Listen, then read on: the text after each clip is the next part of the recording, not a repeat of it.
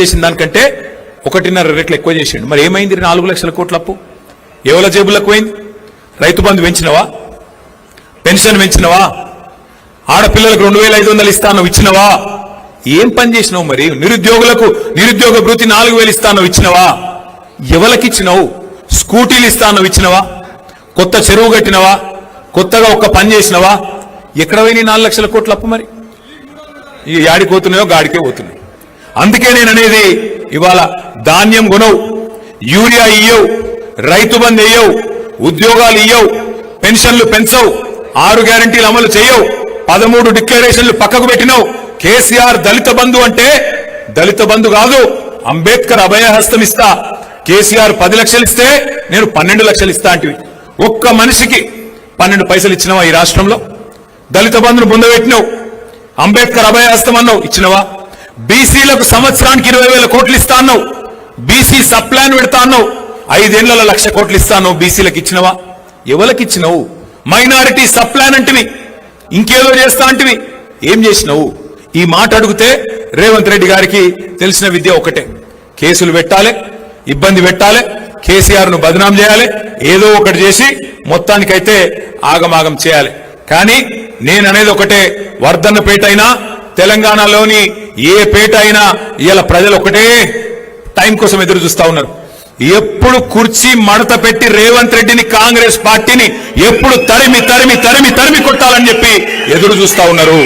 ఆ ఎదురు చూపులు ఫలించే రోజు ఎంత దూరం లేదు, తొందరలోనే వస్తుంది. ఎక్కువ రోజులు ఏం లేదు, సగం టైం అయిపోయింది. ఇంకా ఒక 18 నెలలు మనం కష్టపడితే 16-18 నెలలు, ఆఖరి సంవత్సరం ఎట్లాగో ఎలక్షనే, 2028 మొత్తం ఎలక్షనే. ఆ సంవత్సరం ఏముండదు. ఇక ఆ తర్వాత కాంగ్రెస్ వాళ్ళు అధికారంలోకి వెళ్ళి దిగిపోయిన తర్వాత, రేవంత్ రెడ్డి గారు పదవిలోకి వెళ్ళి దిగిపోయిన తర్వాత, నేను ఇవాళ చెప్తున్నా, రాసి పెట్టుకోండి, రేవంత్ రెడ్డి మాజీ ముఖ్యమంత్రి అయిన తర్వాత ఆయన పక్కకెళ్ళి పోతుంటే కూర్చున్న కుక్క కూడా లేవదు. ఆ పరిస్థితి వస్తుంది. ఇవాళ ఏదో అధికారం ఉంది కాబట్టి నడుస్తున్నది డ్రామా, గాని రేపటి రోజున కూర్చున్న కుక్క కూడా నేను చూసి లేవది. గా పరిస్థితి తెచ్చుకుంటా ఉన్నావు నువ్వు. నేనేదో కోపంతోనో బాధతోనో చెప్తలేను, ఏదో అసూయతోనో చెప్తలేను, ఉన్న వాస్తవాన్ని చెప్తా ఉన్నా. ఇంకొక మాట కూడా నేను చెప్తున్నా, యాద పెట్టుకోండి. మనకు ఒక రకంగా అధికారం పోయి మంచే జరిగింది. ఎందుకంటే కుండ వలిగితే వలిగింది కానీ కుక్క బుద్ధి తెలిసిందన్నట్టు అయింది. ఇవాళ ఎవడు మనోడు, ఎవడు మనోడు, ఎవడు నిజమైన కార్యకర్త, నిజమైన తెలంగాణ బిడ్డ, ఎవడు నిజమైన కేసీఆర్ బిడ్డ ఇవాళ తెలిసింది. అందుకే నేను మీకు మాటిస్తా ఉన్నా, పోయిన 10 ఏళ్లు కొన్ని తప్పులు జరిగినాయి, నేను ఒప్పుకుంటా. కార్యకర్తలు, ఉద్యమకారుల విషయంలో మనం ప్రభుత్వంలో పడి నీళ్లు ఇవ్వాలి, కరెంట్ ఇవ్వాలి, మనం తెలంగాణను పట్టాలెక్కియాలి, నెంబర్ 1 చేయాలి, అదే ఆగంలో ఉరికినాం. సొంత ఇల్లు కట్టుకుంటే ఎట్లయితే ఒక తదేక దీక్షతో పనిచేస్తామో అట్లా పనిచేసినాం. ఎందుకంటే కష్టపడి తెచ్చిన రాష్ట్రం, మన నాయకుడు ప్రాణాలు మరి పనంగా పెట్టి తెచ్చిన రాష్ట్రం. ఈ రాష్ట్రాన్ని నవ్వేటోన్ ముంగట జారిపడేటట్టు చేయొద్దు అని చెప్పి 10 ఏళ్లు తపస్సు లెక్క అభివృద్ధి యజ్ఞం చేసినాం. కానీ నేను మీకు మాటిస్తున్నా, వచ్చే 5 ఏళ్ళు అట్లుండదు. వచ్చే 5 ఏళ్లు కార్యకర్తల అభివృద్ధి లక్ష్యంగా, కార్యకర్తలను మంచిగా చూసుకోవడమే లక్ష్యంగా పనిచేస్తాం. ఇదేదో మీ సప్పట్ల కోసం ఇంకో దానికోసం నేను చెప్తలేను. నేను ఎందుకు చెప్తున్నా అంటే, 25 ఏళ్లు నిండింది పార్టీ, ఇంకొక 25 ఏళ్లు, ఇంకో 50 ఏళ్లు పార్టీ ఉండాలంటే మూల స్తంభాలు మీరు, నిలబెట్టేది మీరు.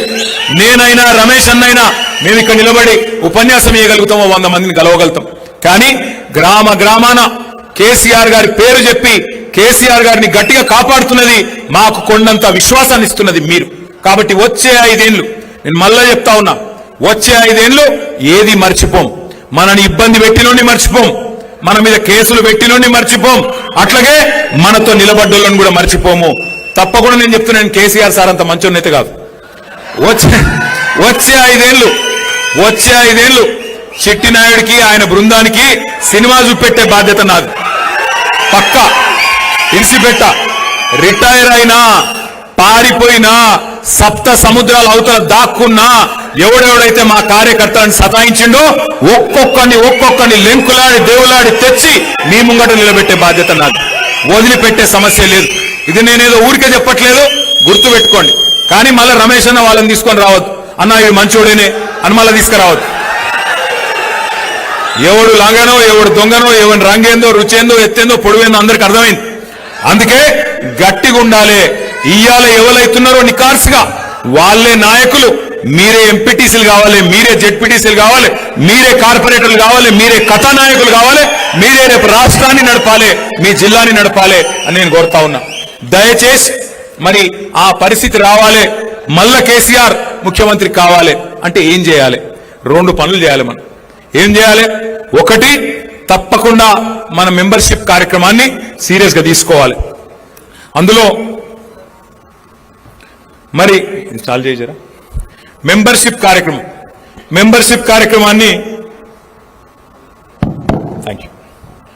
మెంబర్షిప్ కార్యక్రమాన్ని మనందరం కూడా సీరియస్ గా తీసుకుందాం. మీకు తెలుసు